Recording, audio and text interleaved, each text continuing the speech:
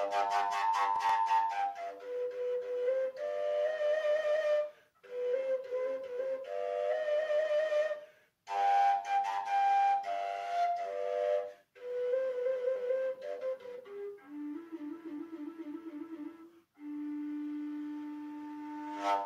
by som skutočnosťou, ktorá nám je všetkým známa. Pápež Ján Pavol II vyhlásil svätého Cyrila a svätého Metoda za spolupatronov Európy. Patronom Európy bol svätý Patrik, svätý Benedikt. A Ján Pavol II ako keby chcel povedať, že Európa nestojí len na jednej nohe, že Európa má dve nohy. Má tú západnú a má aj tú východnú. A vlastne tú východnú predstavujú dedičia, alebo dediči cyrilometodskej misie. Teda my, Slovania.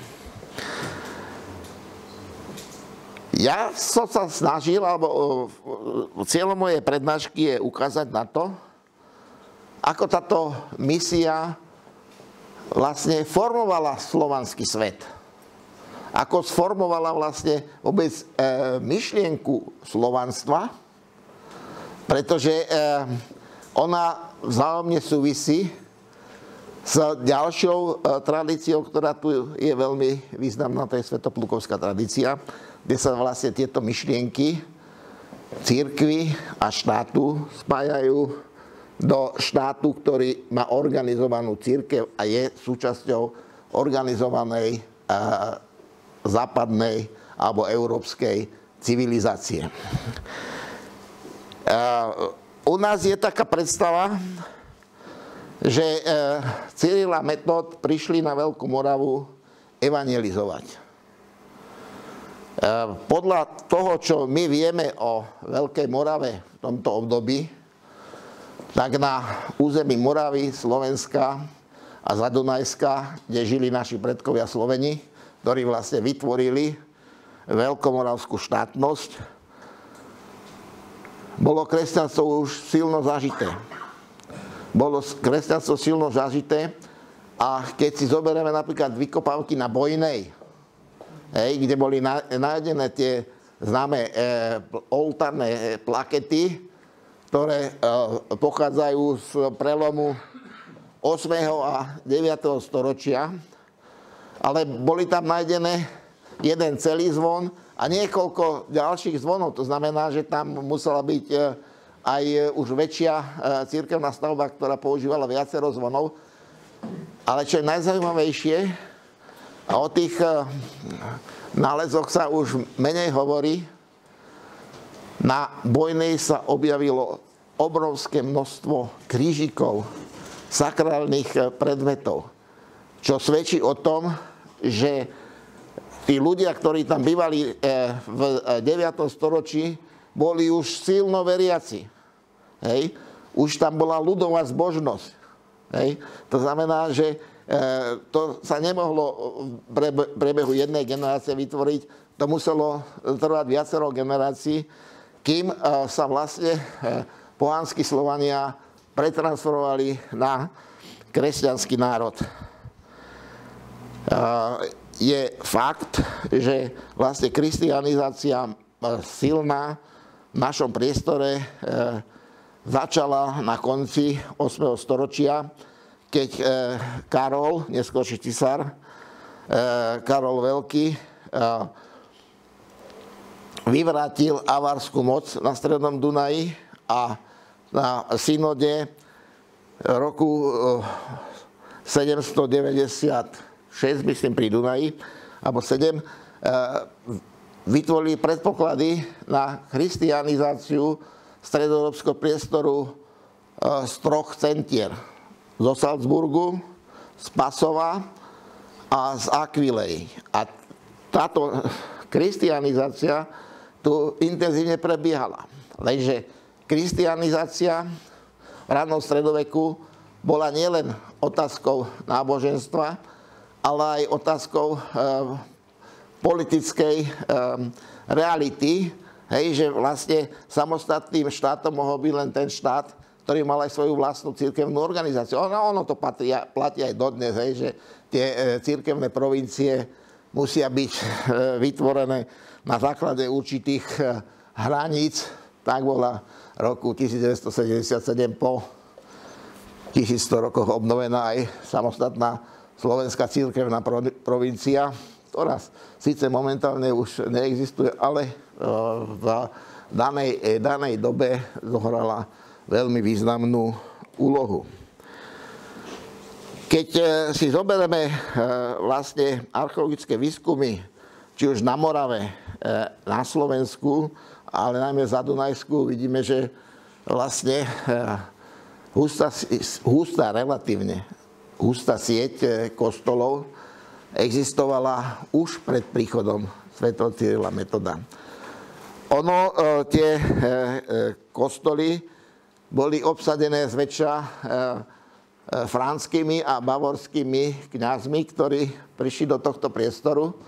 Samozrejme aj oni používali ako pomocný jazyk ten jazyk domáceho obyvateľstva, ale v princípe išlo o to, aby sa vytvorila samostatná cirkevná organizácia. Dekanaty, dištrikty, biskupstva a jednotná provincia, ktorá by zamedzila politický vplyv zvonku a vytvorila vlastne suverénny štát. O to sa samozrejme začali snažiť veľkomalské kniežatá Rastislav, Svetopluk aj Kocel, ktorí podľa určitých dokumentov z neskôršieho obdobia spoločne pozvali byzantskú misiu. Ale treba povedať, že predtým sa obratili na Rím. Z Ríma chceli, pretože táto situácia, ktorá existovala v rozdelení medzi rímskym pápežom a carihradským patriarchom, ona vlastne trvala z roku 395, keď Dioklecián rozdelil Rímsku ríšu na dve časti a vlastne na tej línii, ktorá sa ťahla cez Balkán na východ, bola kompetencia Carihradu a dnes je tam vlastne pravoslavný svet a na západ od tej línie bola vlastne kompetencia Ríma a tam sa vlastne presadzoval západný typ kresťanstva, teda katolická viera.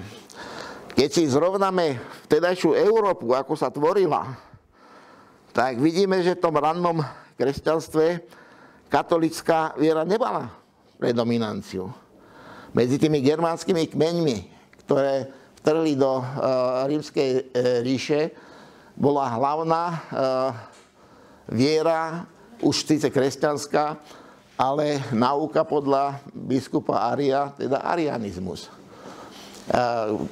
Ostrogoti, Langobardi, Vizigoti, tieto kmene v podstate uznávali arianizmus a iba Frankovia medzi nimi boli tí, ktorí uznávali katolícku vieru. Rozdiel medzi týmito dvoma naukami spočíva v tom, že biskup Arius popieral božskú podstatu Krista. Hej, v podstate Arius tvrdil, že je otec a syn je, len prorokom není. Ako božská podstata na rozdiel od katolíckej cirkvi, ktorá pokladala Boha, Otca aj Syna, aj Ducha Svätého za jedného trojediného Boha. Takže v tomto zmysle tie rozpory boli tak, že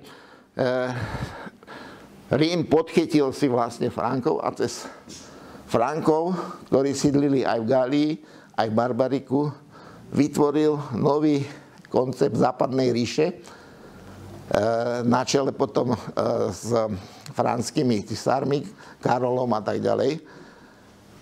A vlastne Frankovia tvorili tú prevodnú páku, ktorá rímsko-provinčnú kultúru, aj vrátane katolického náboženstva, preniesla do toho barbarika, do germánskeho sveta a odtiaľ potom až do Škandinávie. Túto istú úlohu zohrali v tomto priestore naši predkovia, hoci sa to často nehovorí, ale je to tak. Pretože aj Sloveni obsadili priestor okolo Stredného Dunaja tým spôsobom, že čas ich žila v Zadunajsku a Potisi, teda v provinciách rímskych, a čas ich žila nad Dunajom, na Morave a na Slovensku, mimo. Takže aj tu dochádzalo vlastne k transferu rímsko-provinciálnej kultúry do tej barbarskej Európy, ktorá v tomto prípade bola slovanská. A je zaujímavé, že vlastne v tomto priestore sa veľmi intenzívne uplatnila aj kristianizačná úloha ešte pred Veľkomoravskou misiou. Na rozdiel od napríklad Čiech alebo Slieska, Vyslanska, kde tá kristianizačná práca nebola taká, že by zasiahla nejakým významným spôsobom do organizácie spoločnosti. Keď prišla požiadavka do Ríma, opäť to bola otázka nielen náboženská, ale aj politická. V Ríme sa museli rozhodnúť, či si pohnevajú alebo nepohnevajú Frankov, do akej miery majú oni vplyv na to, ich rozhodovanie a do akej miery. Takže tú požiadavku, ktorú dal Rastislav Svetopluk a Kocel do Ríma, tak jej Rím nevyhovel. Pravdepodobne si netrúfli vlastne dostať sa do konfliktu s Frankami, ktorí boli v podstate vtedy pomerne silní a rozhodovali o značnej časti Európy a viac menej politicky ovládali aj ten priestor, ktorý sa Rastislav pokúšal cirkevne oslobodiť, keby sme to tak povedali. Takže bolo jasné, že týmto spôsobom asi cesta nevedie, tak požiadal cisára Michala, či by on neposlal biskupa. Ešte raz poviem, Rastislav žiadal biskupa, nie učiteľa, on žiadal biskupa, to znamená, on chcel organizáciu cirkvi, ale takisto Michal si uvedomoval, že priestor, kam by potenciálne išli jeho biskupy, patrí do inej jurisdikcie a že by sa dostal do konfliktu s Rímom, tak preto tam poslal len učiteľov. A vlastne títo učitelia prišli na Veľkú Moravu a je zaujímavé, že Frankovia nejakým spôsobom, napriek tomu, že v roku 864 obklúčil ľudový Nemec Devín a donútil Rastislava nejakým spôsobom obnoviť jeho vazalské vzťahy na Franskú ríšu. Otázka týchto učiteľov sa tam nespomínala, ani otázka byzantskej misie. V podstate to asi tí Frankovia nepokladali až za tak dôležité, aby sa nejakým spôsobom zaoberali, pretože Metód nebol kňaz, on bol len mních, a Konštantín bol kňaz nižšieho svetenia, takže oni vlastne mohli učiť, čo robili. Oni mohli vytvárať organizačné štruktúry, čo robili. Oni mohli rozširovať znalosti, čo sa týka písania a čítania. Preložili vlastne základné diela vierovky do jazyka, pre ktoré písmo vytvoril svätý Konštantín v Holiku. Ale to bolo všetko a v určitom momente sa ich misia naplnila. Už nemali tu viac čo robiť, pretože nemohli postúpiť vyššie, ako by chceli. Nemohli splniť vlastne tú základnú Rastislavovú požiadavku, ktorou bolo vytvorenie biskupstva. Predsa roku 867 rozhodli odísť z Veľkej Moravy a ísť hľadať spôsob, ako by v tej misii mohli pokračovať. Keďže vedeli, že sú na území, ktoré patrí do kompetencie Ríma, tak odišli do Ríma. A tam vlastne si získali veľkú popularitu tým, že priniesli so sebou pozostatky svätého Klimenta, 4. rímskeho pápeža, ktoré našli počas svojej misie medzi Chazarmi v južnom Rusku. Takže v tomto zmysle sa vytvorila situácia, že pápež schválil bohoslužobné knihy v slovanskom jazyku a schválil aj tú misiu. Ale stále ešte neschválil to hlavné, a to bol biskup. Takže keď sa Metod už po smrti Konštantína vracal z Ríma, tak Kocelo zastavil a povedal mu: chlapče, takto to sme nechceli, my sme chceli, aby si bol biskup, a poslal ho naspäť do Ríma, aby ho pápež Hadrian vysvetil za biskupa. No on v podstate roku 870 vysvetil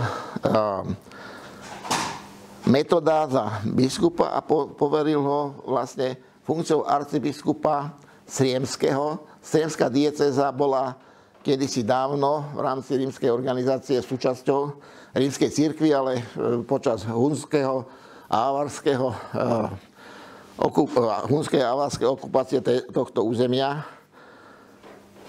sa stalo to, že to biskupstvo, arcibiskupstvo zaniklo a teraz vlastne Metod aj so svojimi žiakmi, ktorí už boli vysvetlení za kňazov, bol poslaný do slovanských krajín ako misijný arcibiskup s titulatúrou arcibiskup Sriemsky. To sa samozrejme nepačilo franským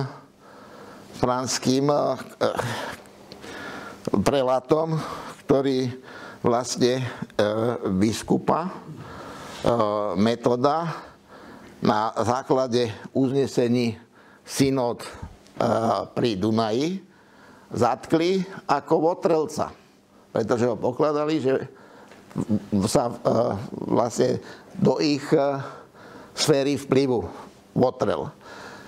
No a tu teraz zohráva veľmi významnú úlohu Svetopluk, ktorý dokázal vlastne uhajiť samostatnosť svojej ríše a donútiť Frankov, aby uvoľnili tohto Metoda a pustili ho naspäť. Ale tým pádom, že on sa ukázal ako schopný odolávať tej franskému tlaku, stal sa veľmi významným spojencom pápeža v novej politike voči územiam, ktoré boli mimo priameho vplyvu Franskej ríše, a začal vytvárať novú konštruktu štátu pod pápežským patronátom, štátu, ktorý vlastne sa stal skutočnosťou roku 870, keď Jan VIII Bulov Industria Tue ustanovil samostatnú moravskú cirkevnú provinciu. Arcibiskupa Metoda z titulárneho arcibiskupa spravil sídelným arcibiskupom. Teda vytvoril v našich dejinách prvýkrát na našom území situáciu, že bolo naše územie vyčlenené ako samostatná cirkevná provincia. Neskoršie, to už je samozrejme vidieť z ďalších dokumentov, že došlo k spojeniu svetskej aj cirkevnej moci Svätopluka a Metoda pri vytváraní nového suverénneho kresťanského štátu, ktorý sa dostal do priamej podriadenosti Ríma. To znamená, že bol suverénny vo vzťahu k Franskej ríši a bol suverénny aj vo vzťahu k západnému císarstvu. A to oslovenie dilecto filio, ktoré sa nachádza v Industrie Tue, to používal pápež len vo vzťahu k dvom panovníkom v Európe. Západnému a východnému cisárovi. To znamená, že Svätopluk touto bulou a vlastne cirkevná provincia vytvorená pápežom Jánom VIII bola významným prvkom pri vytváraní novej štruktúry usporiadania Strednej Európy pod pápežskou kontrolou. A táto štruktúra, ktorá tu bola vytvorená, Bulov Industria Tue, zanikla až v roku 1918, keď zaniklo Apoštolské uhorské kráľovstvo, pretože v roku 1000 nevznikol žiaden iný štát, sa len rozvrátená Veľká Morava,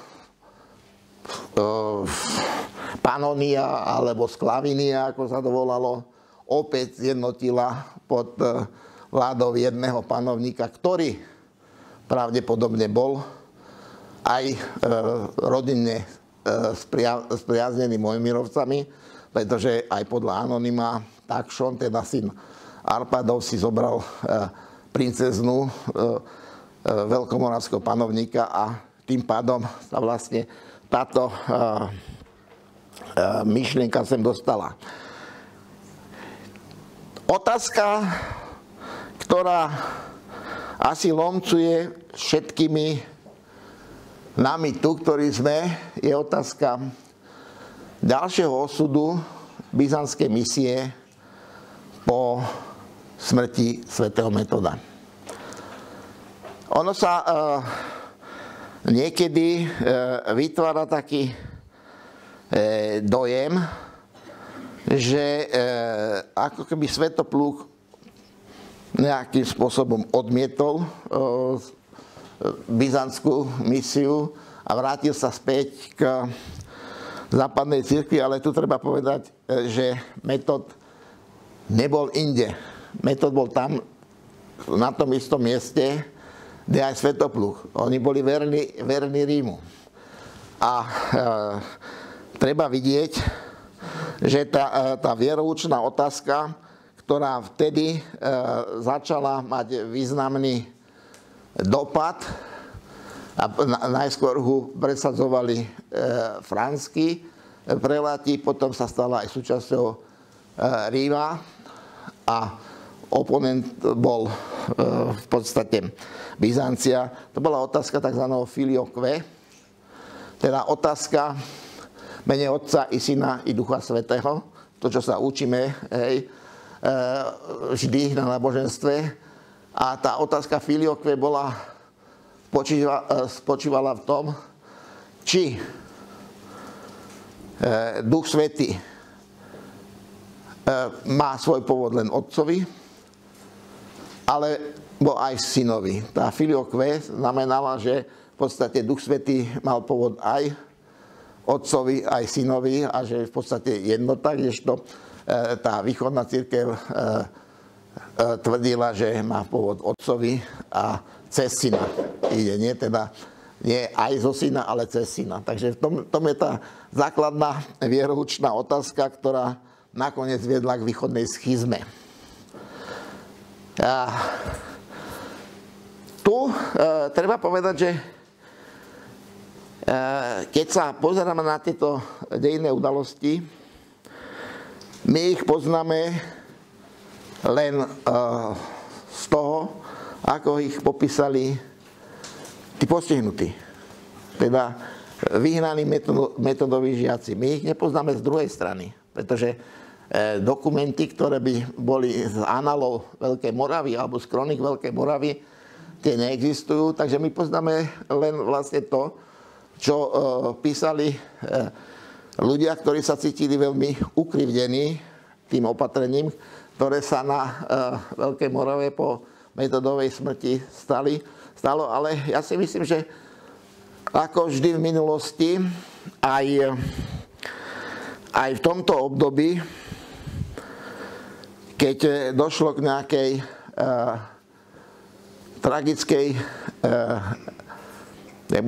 tragického zásahu do radov slovenskej inteligencie, tak vždy to bola len malá časť, ktorá opustila územie. Väčšina vždy zostávala a vždy nejakým spôsobom prenášala túto myšlienku. A tuto sa vlastne dostávame do toho, ako sa táto cyrilometodská misia dostala do slovanského sveta. Pretože jednoznačne treba povedať, že to, že sa tu vytvoril konsolidovaný štát s obrovskou silou, ktorý dokázal v podstate ovládnuť Čechy, Lužicu, Sliesko, Vyslansko, Potisie, Zadunajsko, že tento štát dokázal veľkým spôsobom zorganizovať stredoeurópsky priestor a vytvoriť tu vlastne nielen politickú štruktúru, ale aj cirkevnú štruktúru. Teda presadiť tu náboženstvo kresťanské na veľmi veľkom priestore, že ten štát mal pomerne silnú príťažlivosť. A jeho predstavitelia mali širší dosah v priestore. A tu vidíme, že napríklad síce Veľká Morava bola na začiatku 10. storočia rozvratená, ale to neznamená, že Mojmirovci, respektíve príslušníci vládnucej dynastie na Veľkej Morave prestali existovať. Práve naopak vidieť, že sa napríklad ich mená uplatnili na Rusi. My máme predstavu o tom, že vlastne Rus bola kristianizovaná z Bulharska cez vlastne žiakov svätého Cyrila Metoda, ktorí boli vyhnaní, ale my vidíme, že napríklad jeden zakladateľ, ten Igor I, ruský veľkoknieža Jurikovec, zakladateľ Jurikovskej dynastie, že vlastne mal syna, ktorý mal už tzv. Bitematické meno, ktoré je typické pre Mojmirovcov. Volal sa Sviatoslav. To znamená, že pôvodne Ingvar mal manželku Olgu, Helga, Elena, teda Sveta, ale pravdepodobne je, podľa toho, že pomenovali svojho syna Sviatoslav, že jej pôvodné meno bolo Svetoslava. To znamená, že tam sa prenáša ten mojmirovský typ mena a ďalej to vrcholilo až tým, že vlastne potom ďalším následovníkom Igora bol Jaropolk, potom Vladimír a jeho syn Sviatopluk. Hej. Takže to meno sa tam prenášalo a je celkom pravdepodobné, že išlo vlastne aj o typ kristianizácie, ktorý sa začal presadzovať smerom na Rus z Veľkej Moravy, respektíve z tej elity veľkomoravskej, ktorý však potom Jaroslavom Múdrym skončil, keď bol Svetopluk vyhnaný a označený za prekliatého a vlastne sa Rusko vlastne dištancovalo od západnej kresťanskej kultúry a zobralo vlastne tú byzantskú, ktorá išla vlastne cez žiakov Cyrila a Metoda, ktorí boli z Veľkej Moravy vyhnaní. Tu treba ešte jednu vec si uvedomiť, že vlastne ten staroslovenský jazyk, ktorý uplatnil svätý Konštantín, ktorý sa uplatnil na našom území, on tu asi nezanikol. To je v podstate, Martin Honza urobil analýzu Haličsko-Volynskej kroniky aj po jazykovej stránke a zistil, že v tom jazyku Haličsko-Volynskej kroniky je veľa slovakizmov, teda jazykových prvkov, ktoré majú pôvod v slovenčine. A že také zaujímavé pre východniarov, že v písomnom pramení Bardejov ako Bartfa sa objavuje v niekedy 40. rokoch 13. storočia, alebo podľa uhorsko-polskej kroniky sa v Bardejove, presne tak, ako počujete napísanom, roku 1218 konal uhorsko-haličský summit. Hej, takže ten Bardejov v tej svojom pomenovaní, ktorého poznáme my, existoval dávno predtým, než sa dostal do písomných prameňov v maďarizovanej podobe. Ako vieme, v tých oblastiach, kde sa rozšírila staroslovenská písomnosť, vznikli rôzne redakcie. Vznikla bulharská redakcia staroslovenčiny, vznikla staroruská redakcia staroslovenčiny, ktorú potom nahradili až za Petra Veľkého ruštinou. Hej. Ale podľa môjho názoru vznikla aj stredoeurópska česká redakcia tejto staroslovenčiny. Keď si zoberieme Dalimilovú kroniku, ktorá bola prvá napísaná, teda v českom jazyku, tak Dalimil píše, že ju píše v slovenskom jazyku. Nie v českom, ale že v slovenskom jazyku ju píše. Otázka je, čo sa myslelo tým slovensky. Či to bolo len všeobecne ako slovansky, alebo podľa môjho názoru išlo o to, že vlastne ten staroslovenský jazyk sa tu prirodzene vyvíjal a potom dostal redakciu v Prahe, kde nabral silnú českú charakteristiku, hoci, čo je zaujímavé, tie české texty na konci 18. storočia lepšie rozumeli Slováci ako Česi. Také zaujímavé prvky, ktoré sú netypické pre češtinu a sú tam, tak je napríklad nestiahnuté zámena. Moje, tvoje, svoje namiesto mé, tvé, své. Čo je typicky pre češtinu. Hej. A preto v 20. rokoch, keď sa českí profesori na Bratislavskej univerzite snažili čechizovať slovenčinu, tak o slovenčine hovorili, že je mladšia sestra češtiny. Hej, že to, čo bolo v staročeštine typické a bolo podobné slovenčine, to už akože v češtine existovalo. A keďže to existuje v slovenčine, tak je to vlastne otázka, že tá slovenčina sa nedovyvinula do tej pozície, v ktorej vtedy už bola čeština. Takže v tomto zmysle musíme vidieť, že cyrilometodská tradícia, cyrilometodská misia mala veľmi významný vplyv v našom priestore a v širšom priestore slovanskom v niektorých oblastiach. Prvá to bola cirkevnoprávna. Hej, že vlastne prvýkrát v našom priestore a neskôršie ich učeníci aj v tých ďalších priestoroch zorganizovali miestne národné cirkvy. Hej.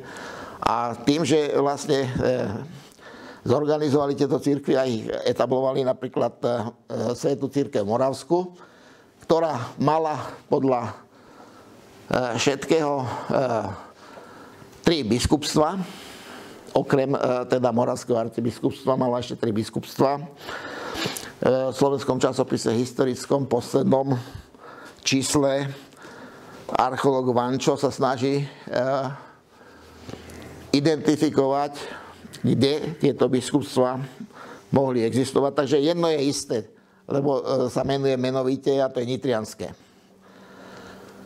Druhé je poloisté, to je Olomouc, pretože tam vlastne aj po rozvrate Veľkej Moravy biskupské sídlo existovalo a bol ťažký spor medzi pražským biskupstvom a olomouckým, či to olomoucké má existovať, pretože Praha si narokovala cirkevnoprávne na túto diecézu a nakoniec to skončilo tým, že sa vlastne vytvorili 2 provincie, Česká, Moravská s Olomoucom.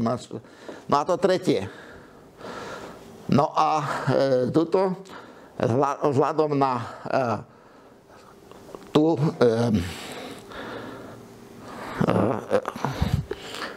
kompetenciu, ktorú toto biskupstvo asi zakrývalo, došiel archeológ Vančo, že by to mohla byť Bratislava. Aj kvôli tomu, že vlastne ten kostol, ktorý je na Bratislavskom hrade Veľkomoravský, patrí bez pochyby k najväčším kostolom, ktoré boli vykopané na Veľkej Morave. A že vlastne má všetky prvky i vrátane toho, že tam vlastne nepretržite pôsobila kapitula. Hej, v Bratislave,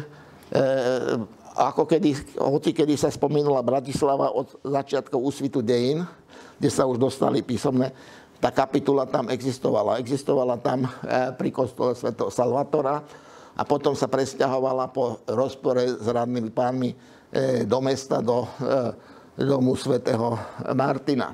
Takže v tomto zmysle je ten prvý a najdôležitejší výsledok tej misie Cyrila Metoda na Veľkú Moravu vytvorenie cirkevných štruktúr, cirkevných provincií a nielen tej slovenskej. Druhý je v podstate kultúrno-historický. Na Veľkej Morave sa vytvoril prvý spisovný slovanský jazyk. Treba povedať, že v tom období ešte neboli rozdelené slovanské jazyky na samostatné jazyky, ale len na nárečia. To znamená, že to nárečie, ktoré bolo pôvodne použité na vytvorenie staroslovenčiny, bulharské, bolo k tejto slovenčine, ktorá sa používala tu, asi také ako šarišský dialekt voči záhoradskému. Hej.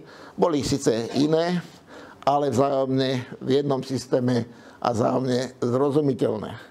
To znamená, že vytvorenie prvého spisovného jazyka vlastne podnetilo obrovské pozdvihnutie všetkých intelektuálnych schopností Slovanov. Tu, na našom území, ale aj na Balkáne a potom sprostredkovanie v Rusku. Takže tento kultúrny fenomén, ktorý priniesla cyrilo-metodická misia v našom ponímaní musí byť ako jeden zo zásadných. No a potom je tá otázka, že cyrilo-metodická misia vytvorila aj vôbec pojem Slovan. A v princípe základ akejkoľvek slavinity je v tom, že keď si prečítate povedz vremenných let od Nestora, tam sa hovorí, že v podstate, že Slovania vznikli na strednom Dunaji. Otázka je, že či mohli etnicky vzniknúť taká obrovská masa ľudí v takom malom priestore, ako bol stredný Dunaj. Osobne si myslím, že nie. A že princíp, na základe ktorého Nestor povedal, že tí Slovania vznikli na strednom Dunaji, je v politickom Slovanovi. Veľká Morava vytvorila politického Slovana. Teda politicky príťažlivý termín, ku ktorému sa začali hlásiť aj ostatní podobne rozprávajúci ľudia. A súviselo to aj vlastne s koncepciou Ota III. Renováciou impérií okolo roku 1000, keď mal popri Germánii, Gálii a Itálii vzniknúť v Európe 4. provincia Sklavinia. A vlastne v tomto období vlastne išlo o to, kto bude dedičom Svätopluka. Preto v tomto období sa objavilo meno Svätopluk na Morave, potom sa stal ústredný české knieža. Svätopluk bol syn Boleslava, teda Meška I., teda otca Boleslavého Chrabrého, bol jeden, ktorý sa volal Svätopluk. A Svätopluk sa dostal k moci aj vlastne na Rusi. To znamená, to meno Svätopluk sa stalo významným prvkom pri snahe o získanie centrálnej pozícii v budúcej provincii, ktorá mala tvoriť zjednotenú kresťanskú Európu v podobe 4 provincií. Takže v tomto zmysle si myslím, že nie je náhodou, že Slováci cez celú históriu v podstate rozmýšľali nielen ako Slováci, ale aj ako Slovania, pretože vlastne tá myšlienka politických Slovanov vlastne vznikla na našom území a odtiaľto sa rozšírila do ostatných území. A rozšírila sa aj v podobe napríklad jazykov, že napríklad ukrajinčina má pomerne veľa prvkov, ktoré prevzala zo slovenčiny.